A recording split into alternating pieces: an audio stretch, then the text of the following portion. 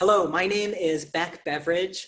I am a somatic practitioner, an artist, and a movement teacher.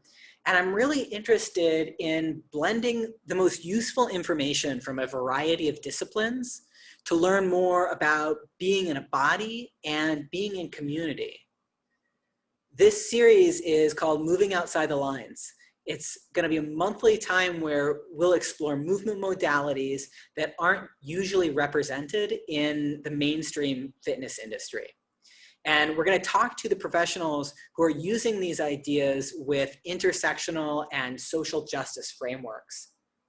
So I'm really excited to get started.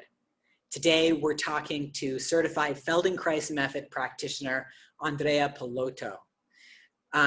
Andrea uses the Feldenkrais method in conjunction with their background in feminist and anti-colonial thinking. Using these practices, they offer students genuine and thought-provoking care. Andrea strives to create an environment that's inclusive to all genders and bodies. Their purpose is to empower the positive and focus on what their students can and want to do. They fight for radical justice for all communities oppressed through ongoing colonization. You can find their online classes infused with themes of movement, pleasure, spontaneity, and slow ease to create change, learn, and grow. Okay, so we're gonna start with a land acknowledgement, and then we'll transition into the interview with Andrea. We acknowledge that this event is being hosted on the ancestral territory of Indigenous people who are the continuous stewards of this land. We pay respect to their elders, past and present, and extend that respect to their descendants and to all Indigenous people. We recognize that this land remains scarred by the histories and ongoing legacies of settler colonial violence, dispossession, and removal. In spite of all of this, and with tremendous resilience, these Indigenous nations have remained deeply connected to this territory, to their families, their communities, and to their cultural ways of life. We recognize the ongoing relationships of care that these Indigenous nations maintain with this land. We extend our gratitude as we live and work as respectful guests upon their territory. We encourage each of you to learn about and amplify the work of the Indigenous nations whose land we are on, and to support Indigenous sovereignty and cultural work in all the ways that you can.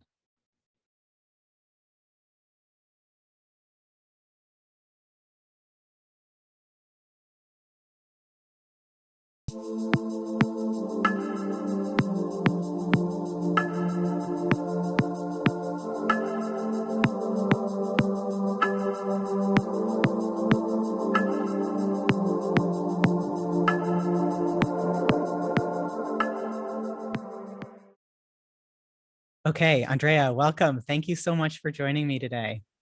Hi, thank you so much for having me and for letting me speak on Feldenkrais. I'm so excited and I love this work. So cool. I'm so excited to be here.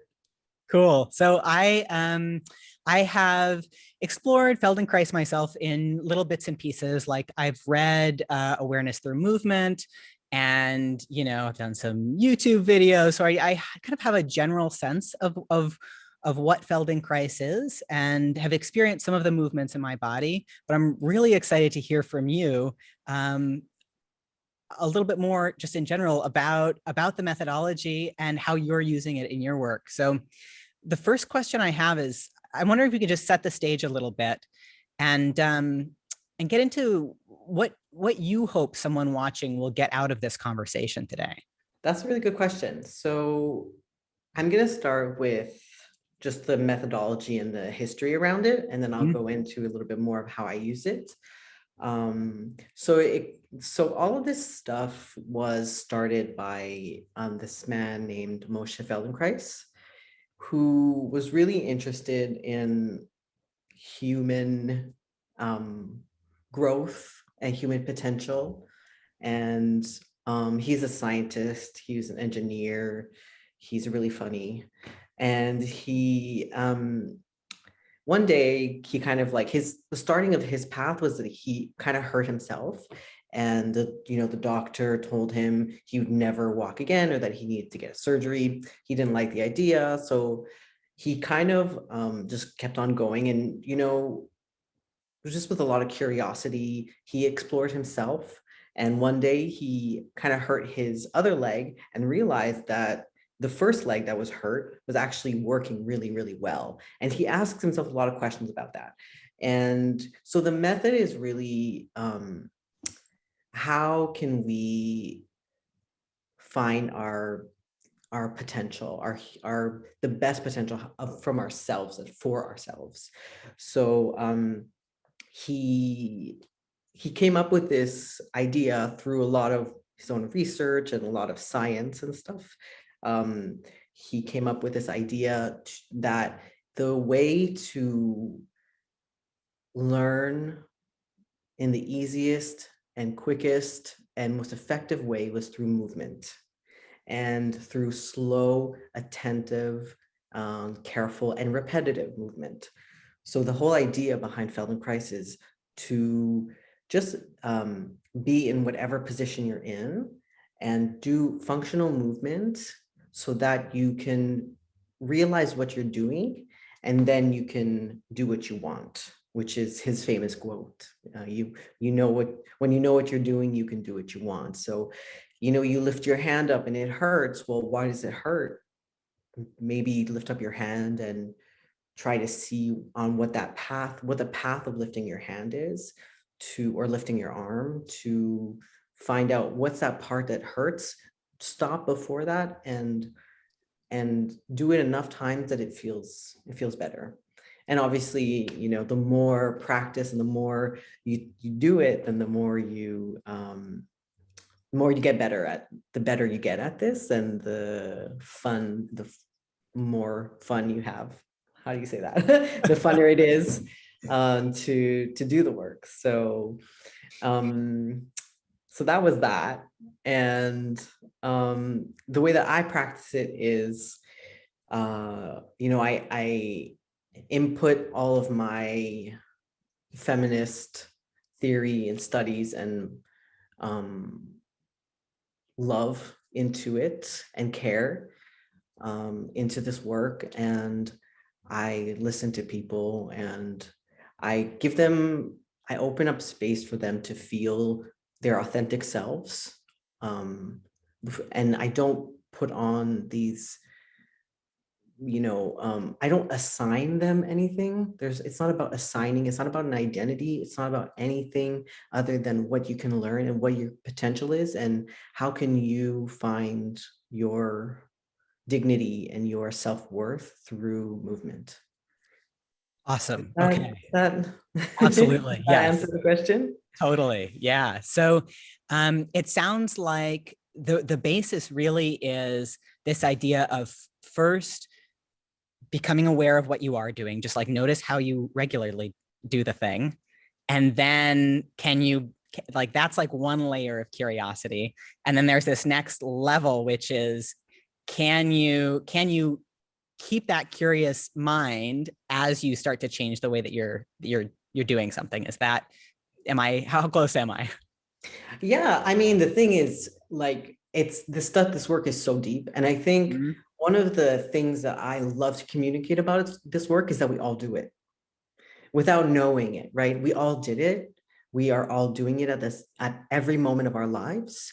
But bringing attention to it is where you can really solve questions that you have. So, when you were a baby, when all of us were babies,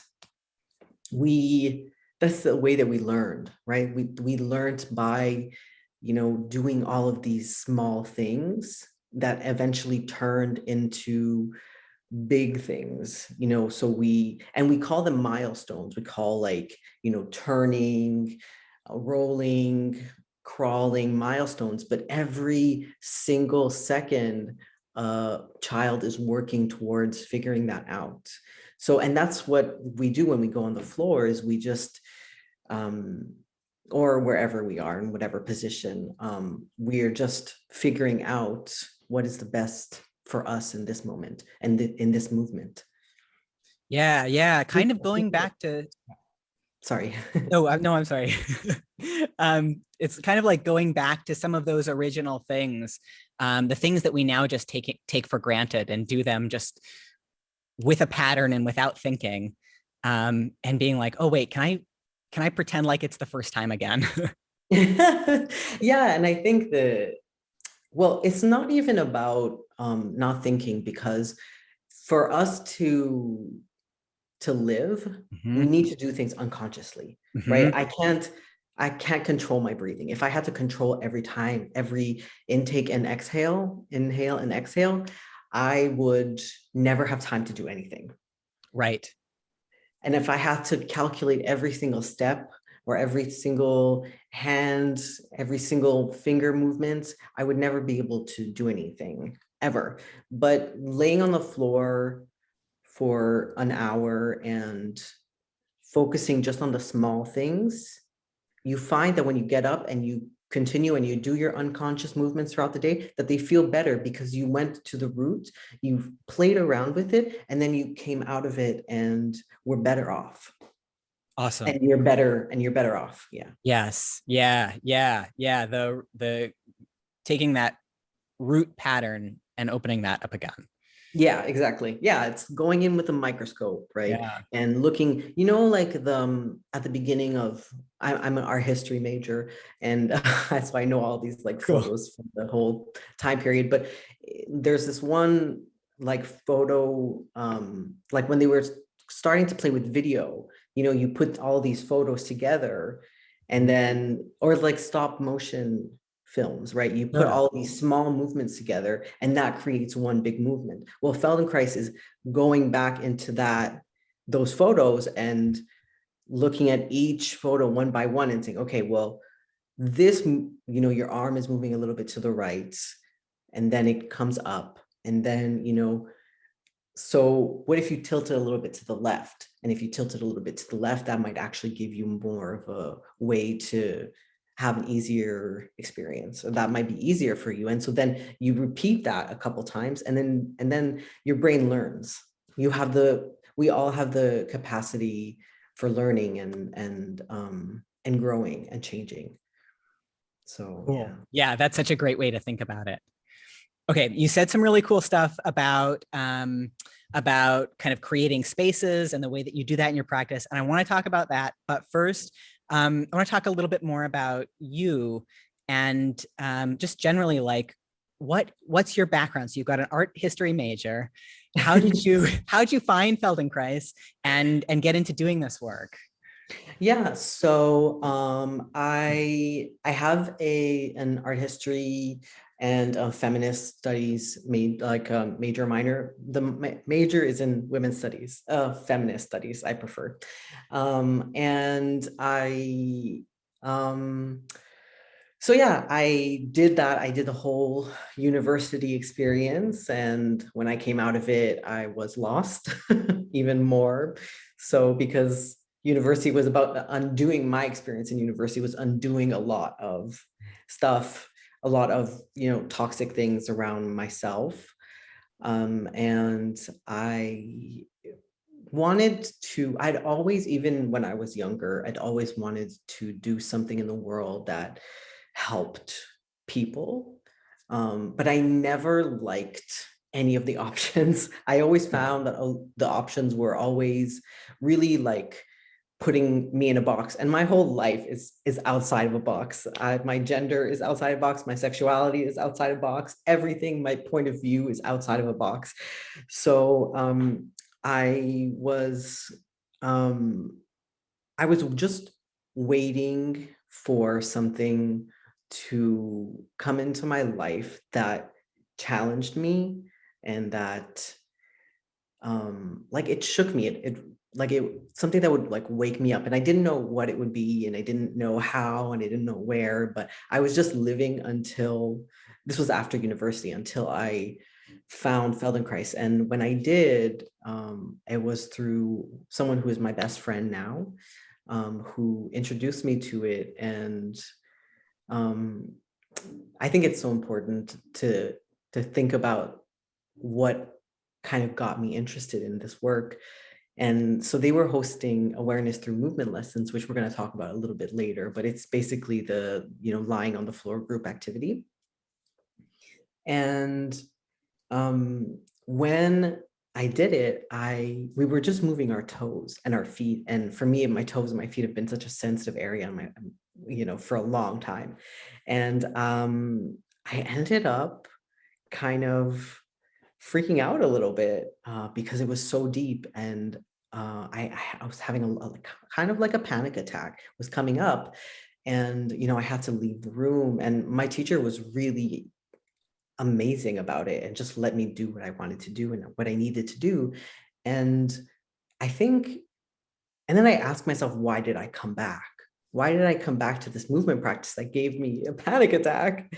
And the answer was because it challenged me in a profound way. And it really spoke to my whole inside. And I had never experienced something before that was encompassing of everything that I needed it to be.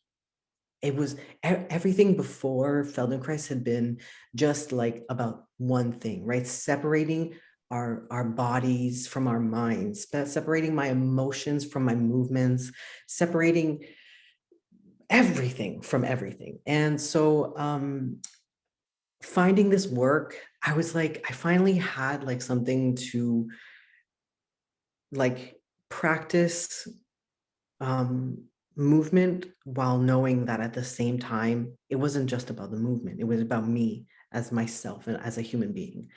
So that's how I found it. And that's what really I got interested in. And that's why I immediately after that signed up to the program to learn. And I didn't know what was going to come out of it, but here I am almost 6 years later, and I'm really happy. Oh my gosh, that's amazing. That's so beautiful. Thank you. Thanks. Were you involved in other like movement modalities before you found Feldenkrais? No, I was not. I tried everything. Mhm. I'm also very skeptical, and I never really, like I said, I was really interested in like, how can I heal? And, going into feminist studies was one way. I was like, I'm gonna, challenge the patriarchy, and I'm going to challenge racism, and I'm going to challenge colonialism and all of this stuff. But I realized it wasn't my place to do that. And I found, um, and then I found Feldenkrais, and I feel that that's my place. I feel that movement, and I feel for me at least, even if this work wasn't good for the rest of the world, it's amazing for me, and I do it for myself. So does that answer your question? I kind of got Totally. onto my Yes. whole. Yes. Yes. And I think that that's such a common experience when we find something like this that resonates so deeply. We first do it to answer our own questions, and then we're like, oh my gosh, I've got to get this out. I've got to get this to other Right. people and into people into our community.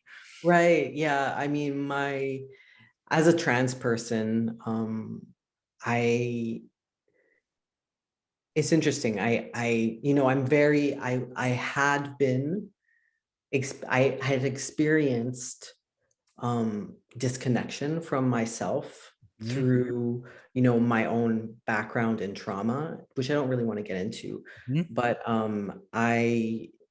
so I've experienced that. And then I've also experienced it as a trans person. And I feel like the narrative is in the trans community, whether it's from the trans community or from outside, I don't know, but just that this like disconnection from myself and my body. I feel like I've been told that I need to disconnect from it to be Mhm. able to be happy. And so when I found Feldenkrais, that was really the thing that made me realize, like, no, I don't have to be disconnected from myself. I can I can feel good. Oh, sorry. All good. I can feel good, and I I don't like the word heal, but I can Mhm. feel better. I can feel, and I can feel in general. Yeah, So that's what I was gonna say. Yes, yes, totally. yeah, I can feel. That's huge. Yeah, no, it is. And as someone with trauma, as someone who was told, I'm not going to amount to anything, or, Mm. that I'm bad at everything, finding something that just like centered myself as the knowledge base was incredibly empowering. It's Feldenkrais is, he's just a guy, right? He was just a guy, but what he did was just write down like instructions on how to listen to yourself. And then, and now I'm listening to myself, and I'm my own teacher. And it's not him who is important. It's me and the work that I do for myself. So it's Yeah. not about him. Yes. Yeah. Yeah. Yeah. And that's so powerful, even as a framework for teaching and leading other Right. people through these through Right. movements. Right. Yes. He actually, that's another one of his famous quotes is he said he was going to be the last teacher. He was going to be your last teacher because he is teaching you how to learn by yourself. He's teaching you how to learn. So you don't ever need somebody else to teach you anything. You just, and that's not to say that you can't get help, but that um you're learning how to learn. You're learning how to take in information, and you're learning what you need to do for yourself to make you feel better. And now that I have that, even when I'm at my lowest, because that happens, we live, and you can't reach this point of excellence and then stay there, right? You go down, there are ups and downs in life, and there will always be, but it's about how it's that I have the tools now that I can heal, or I can get better, and I can go to a different place by myself. Mhm. And I have the power and the strength and the knowledge to do that. And whether that is seeking out help, or whether that's me just taking care of myself and my own self, doesn't matter. It's just that I have the knowledge to be able to do that. Okay, this is perfect, and it's a great segue into my next question, which is you've mentioned now that you use feminist and anti-colonial frameworks in your work, and I'm wondering if you could talk a little bit more about how you integrate these ideas into the work you do, and why they're so important. Um, So it's an interesting question, because I don't know that I wouldn't say integrate. I would just say that it's just it's just me. Cool. Yeah. um, my natural tendency is to care, and I've experienced in so many healing modalities that there wasn't care, there was judgment, there was, homework, there was like a place to get to. It was about it was about the destination. And I think that when we start to define ourselves via this path, via this destination, or via this, like place that we all need to get to, this standard, then that ends up excluding so many people. And the exclusion is all of these bad things in the world, sexism, racism, colonial, like the colonial path, the colonial project, um, transphobia. It's all about, all these things are happening because there's an expectation and there is a destination. So in my classes, I really try not to have my students arrive at a destination. I think it's about the travel there. And I think And the thing about it is that that travel, that path, that whatever path you're on, you can change that at any point, right? You don't have to always go follow the next arrow in front of you. You can follow the arrow to the side of you, or you can follow the arrow in back of you, or you can like like you don't have to how do I say that? You don't have to be this thing at the end of your journey, and there is no end. Yes. On your journey. You don't have Yes. to arrive at this thing. So that is how I like put in my my ideas around, like care but I also, on the other side, you know, I also just recognize that that um I live on unceded territory Mhm. and unceded native land. And I recognize that also another big part of it is that um, I think even through my whole experience in Feldenkrais, I feel like there was this, like, how can you control your emotions Mhm. aspect Mhm. to a lot of somatic work Mhm. and a lot of health work in general. Mhm. And that really bothered me because the place that you are at in your life um, doesn't, it shouldn't have to, you shouldn't have to, like, how do I explain this? You shouldn't have to, make, I'm going to start actually with an experience, something that happened to me Cool. Okay.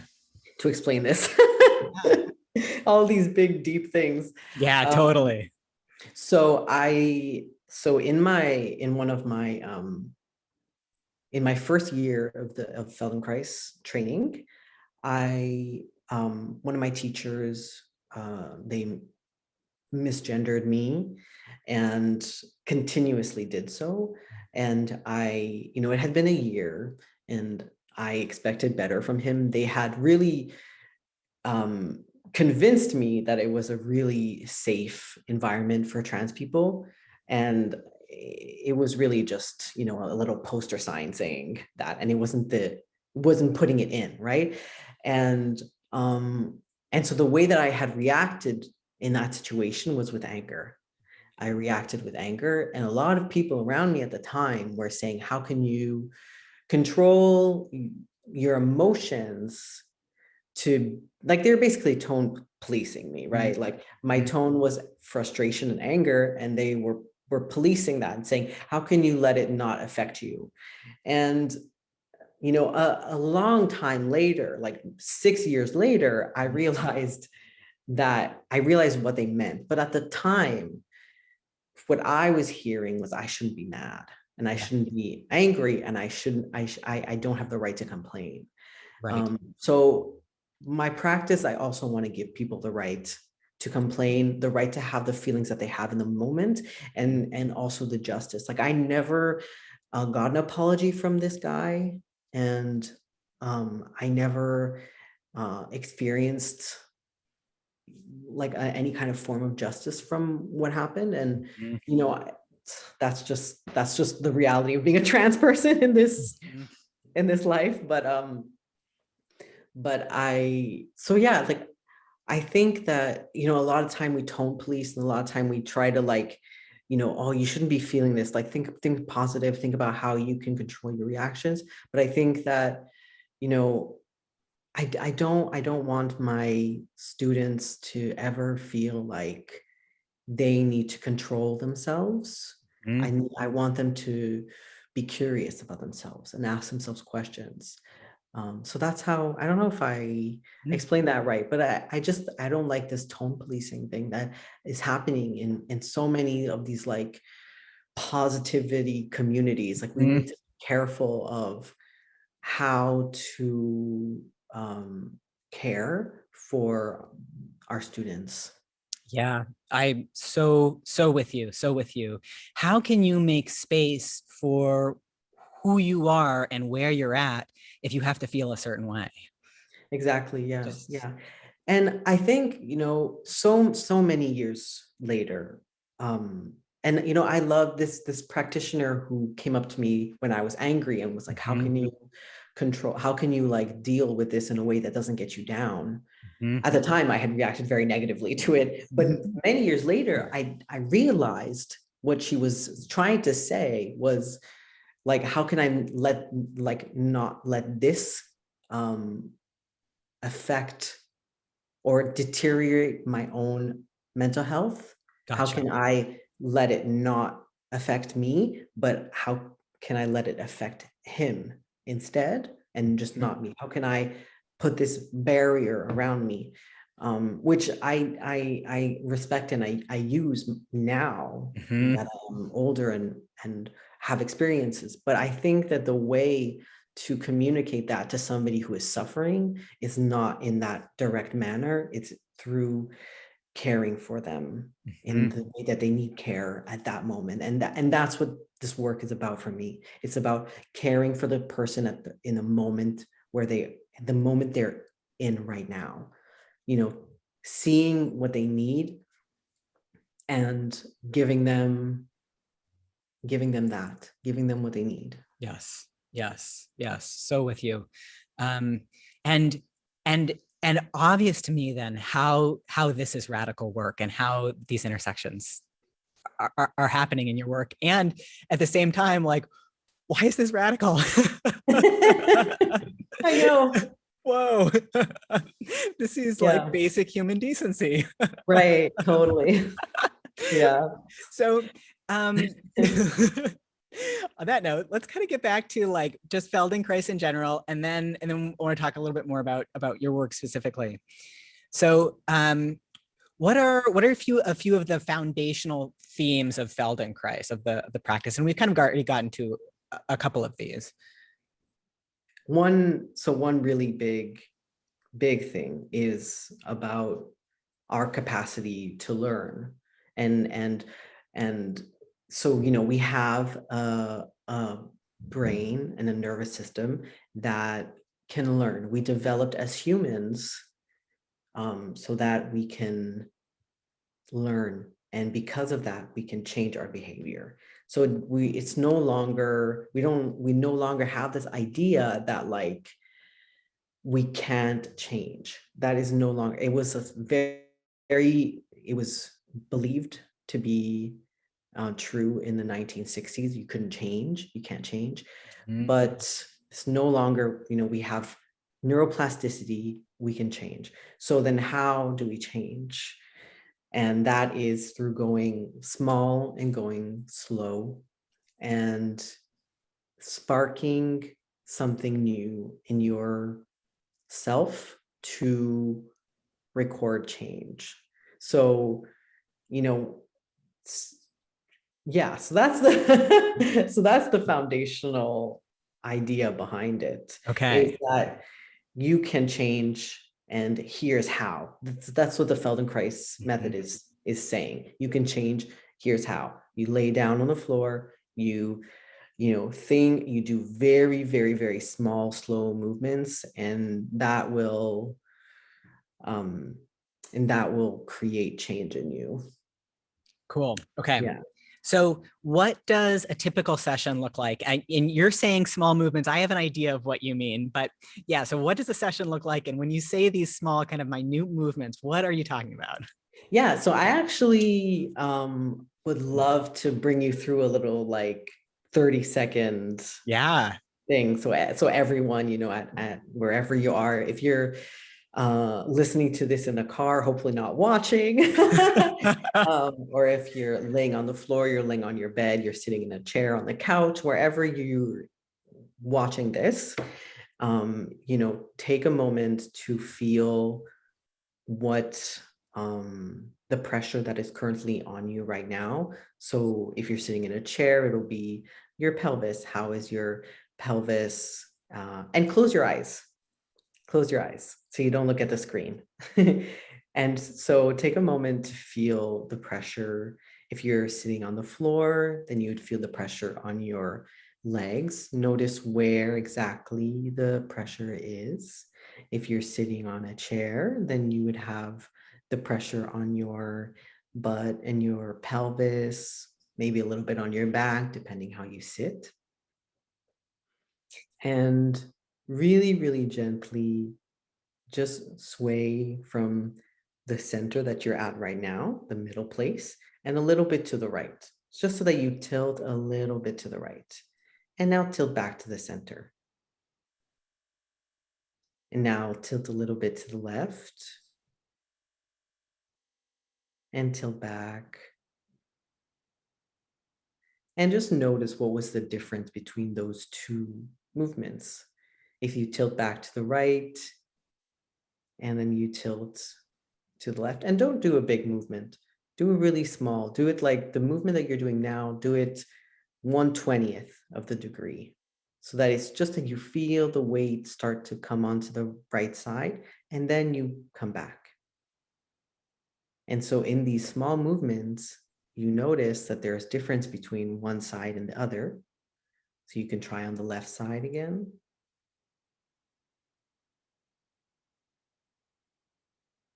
And now you notice that there's difference. Why is there a difference? And what is that difference is what you want to ask yourself in these sessions. Are different parts of me touching different parts of the floor? Am I breathing differently from one side to the other? And so all of these questions start to get answered. And then as you're doing these movements more and more, you're calming your system down, which is the best way to get new information. And you're also learning about how you move. And then at one point you realize that maybe there was a muscle that you were using that you don't need to be using, or there was something uncomfortable that you were doing that you realize you don't need to be doing.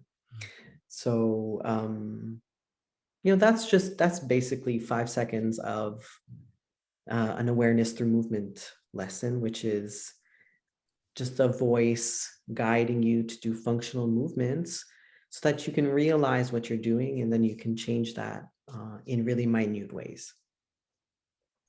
Cool. Yeah, that was very powerful. And you're calm. Yeah, I saw totally. you taking a lot of breaths. Yeah, I could breathe.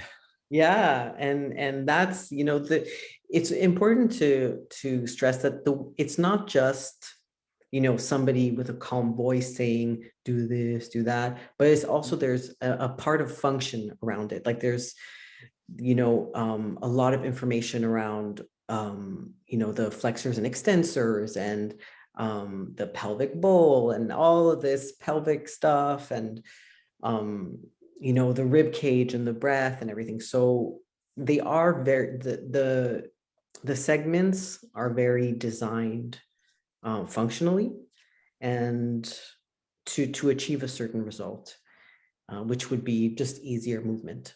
Mm-hmm. Mm-hmm. Yeah. Cool. And then there's one-on-one sessions, which are called functional integration. And that's with just one practitioner, where they move themselves to move the person. And it's all the same ideas as awareness through movement. It's just that the practitioner is moving the student instead of the student moving themselves. And the same, we're looking for the same results. If I'm working with a student, there will be like on my, like kind of, we call it a Feldenkrais table. It's like a massage table, but shorter. And I'm just gently moving myself so that I can communicate to the person what they're doing, and I can spark something in them that will record the movement and then that movement just becomes easier, and I help them find the easier movement.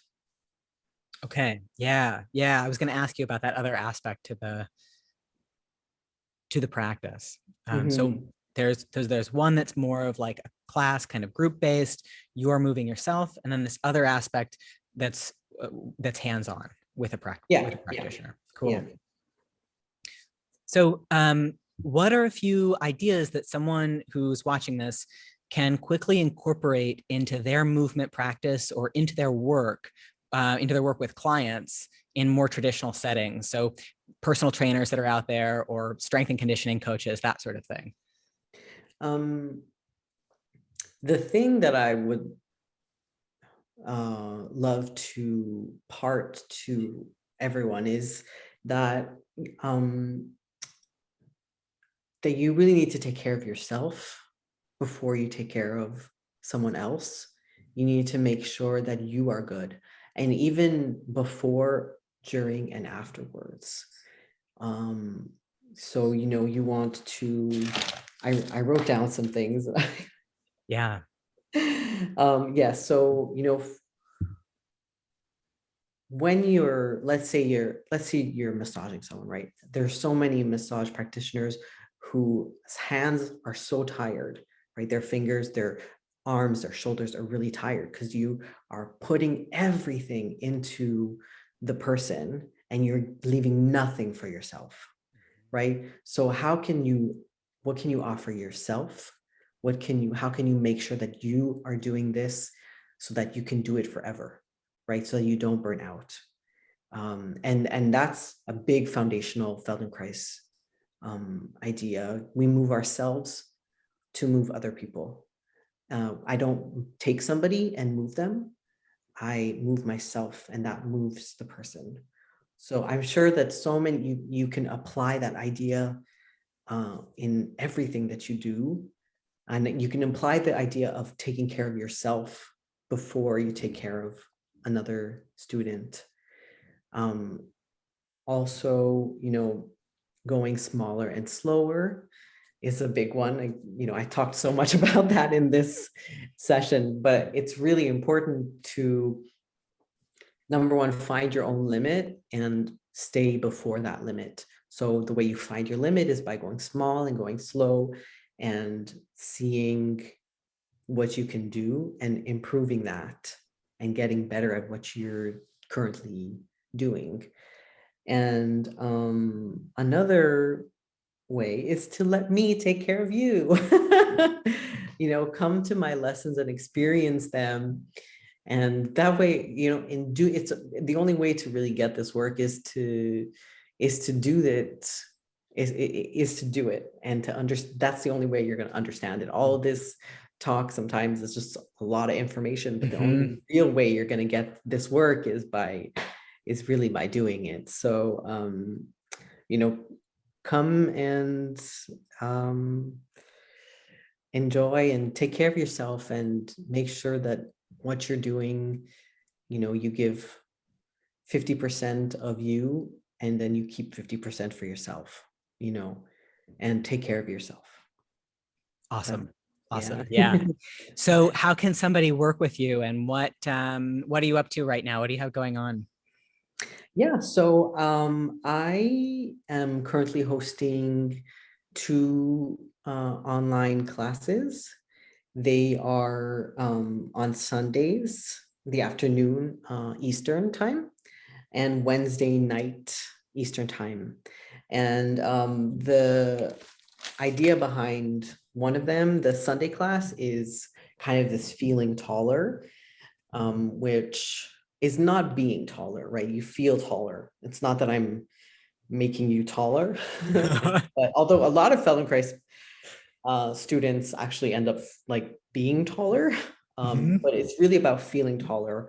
And so we're going to focus on flexor and extensor muscles, and we're just going to find the muscles that we need to make ourselves feel tall and the muscles that we need to make ourselves feel small. And a lot of the time, we end up mixing muscles so that the tall ones are working to make us small and the small ones are working to make ourselves tall, which ends up, either tearing muscles or, stuff that I don't want to talk about. Ugh.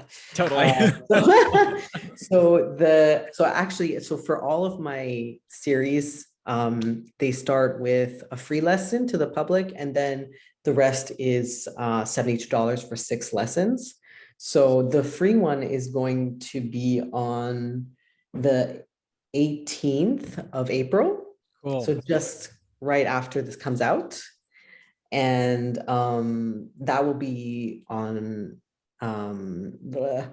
that lesson is called the pelvic floor clock, which is going to be all about the imagining a clock on the pelvis and going around and feeling everything. And then I swear by the end, you just feel so relaxed and you feel so grounded on the floor and you walk differently. And it's really, really amazing.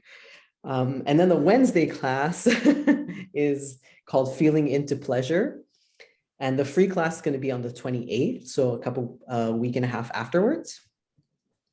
And that one is, we're just going to concentrate on all of the small movements to make movement pleasurable, make movement be easy and make it enjoyable.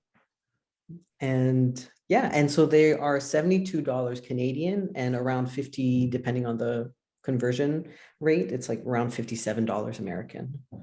Amazing. Cool. And you can find those on my website, andreapallotto.ca. So AndreaPallotto.ca. And I'm also doing, if you're in Montreal, I also do one-on-one sessions. You can book on my website. Excellent. Cool. Okay. And we'll provide like all of the links and all of the info for anybody who's watching. Great. Thank you so much for taking the time to chat with me today.